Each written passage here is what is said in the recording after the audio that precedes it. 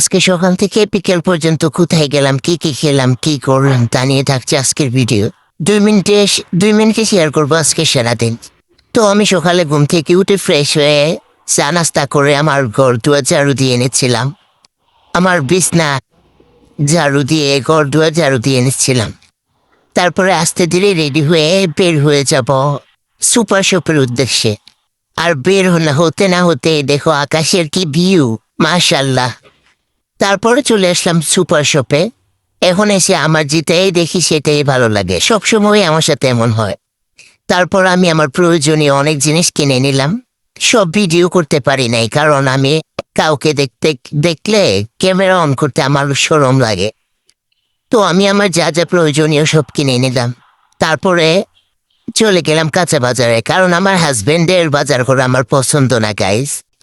এই বেড়ারে একটা একটা আনতে দিলে আরেকটা নিয়ে বসে থাকে। তাই অনেক ফার্ম ভর্তি মাইরে আজকে আমিও গেলাম সাথে, গিয়ে অনেক কিছু নিলাম।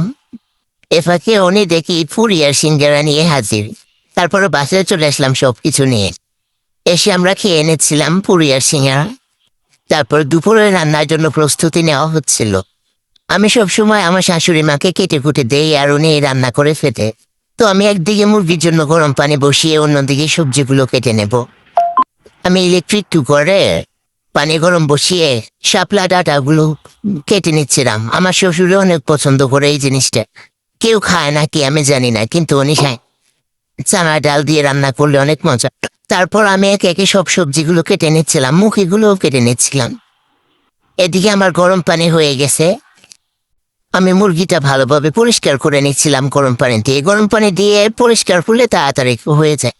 তারপর মুরগিটা কেটে বেছে ধুয়ে পরিষ্কার করে আমি ফ্রিজে রেখে গোসল করে তারপর খাওয়া দাওয়া করে ঘুমিয়ে পড়লাম বিকেলে।